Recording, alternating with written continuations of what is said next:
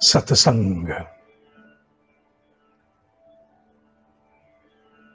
ब्रह्म ऋषि आदि गुरु मुनि वेद व्यास कहते हैं कि मनुष्य में जब सतोगुण की वृद्धि होती है,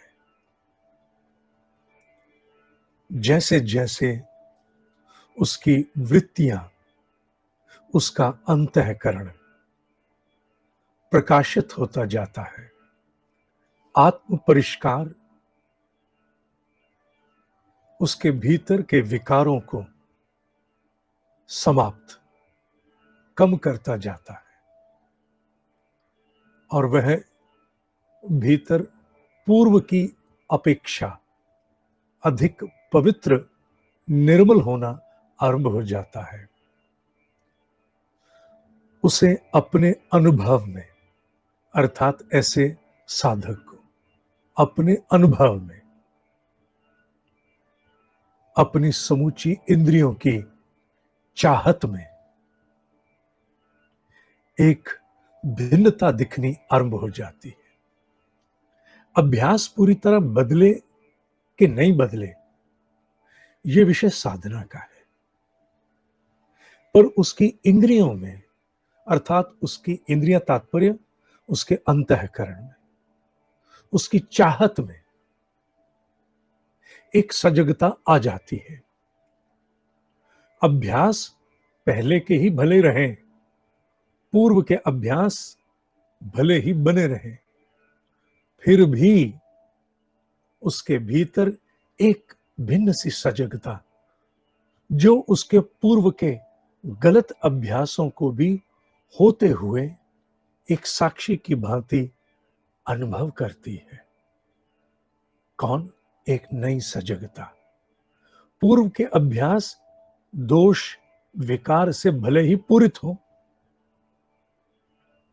पर अब एक नई सजगता का जागरण हो चुका और उस नई सजगता के जागरण में प्रभाव स्वरूप उसकी इंद्रियों की चाहत, आंख क्या चाहती, मुख अर्थात जिह्वा क्या चखना, क्या बोलना चाहते, कान क्या सुनना चाहते, हाथ क्या स्पर्श करना चाहते, भले ही पूर्व के अभ्यास नहीं बदले, पूर्व के अभ्यास होते हुए भी हर चाहत के साथ अब एक साक्षी जुड़ गया, जो अनुभव करता है, देखता है क्या कैसा हो रहा है। उचित अनुचित का बोध वही कराता है। बुद्धि ज्ञान से संस्कारित हो चली है। बुद्धि की वह क्षमता जो भिन्न भिन्न तथ्यों में भेद करना जानती है, जिसे विवेकी बुद्धि कहते हैं, वो अब सक्रिय है, एक्टिव, जागृत है। ये मैं अनुभव से कह रहा हूं।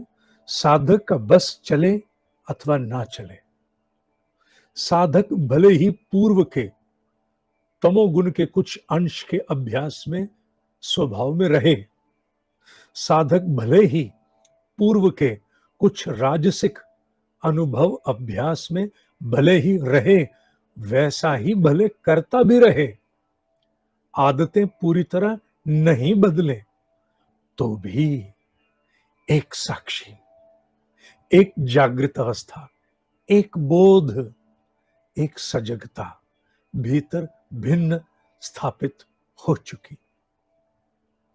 जब यह बुद्धि में अपनी प्रखरता को, सजगता को, इंद्रियों की चाहत में अपनी उपस्थिति दर्ज कराना, रजिस्टर कराना आरंभ कर दे, तो मान लेना चाहिए सतोगुण की अभिवृद्धि होनी आरंभ हो चुकी है। साधक में सतोगुण अब वृद्धि को प्राप्त है। अब व्हाइट प्रखर हो रहा है, रेड एंड ब्लैक या ब्राउन। अब वो है तो सही, पर होते हुए भी रेड और ब्राउन का अंश पूर्व की अपेक्षा अब कम है, है, फीका है, है, पकड़ उतनी मजबूत नहीं है, पर साथ में अब कोई और भी बल प्राप्त करके वाइट माने सतोगुण, माने बोध, माने चाहत का भेद, माने साक्षी, माने जागृति, माने एक भीतर की भिन्नता जो अपने आप को दर्शाती, आड़े हाथों लेती, कचोटती और भीतर वेदना को उत्पन्न करती आरंभ हो चुकी है। क्या है? सतोगुण की अभिवृद्धि, सतोगुण की वृद्धि हो चली है। इसलिए साधक को अपने भीतर त्रिगुणात्मक प्रकृति का विश्लेषण करके जानते रहना चाहिए कि मैं इस समय कहां किस रूप में हूं। समुन्नत में यह साधना नित्य प्रति परस्पर चलती है। समुन्नत स्तर को जो प्राप्त हो गए उनको स्वयं को पता है कि नहीं पता है, भले ही एक सतही स्तर पर वो इस पूरी बताई गई छोटी सी साधना को लिखकर करके भेजते हो अंकों में, पर उन्हें नहीं पता हर बार जब वो लिखते हैं उनके भीतर का सत्य तत्व अधिक प्रखर, अधिक दृढ़ भूमि होता जाता है। जाने अनजाने में मनुष्य के अर्धचेतन और अचेतन में बहुत बड़े स्तरों के परिवर्तन ये छोटे छोटे साधना के सूत्र कर जाते हैं। श्रीमद् भगवद गीता के 14वें अध्याय का 11वां श्लोक, 11वां ही है, मुझे नंबर का एक आध का 11 है, इसमें इस भाव को व्यक्त किया है।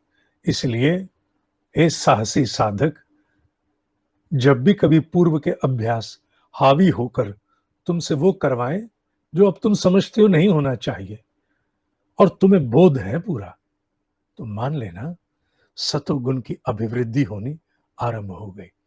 तुम्हारे भीतर के सतयुग के जागरण का उद्घोष हो चुका।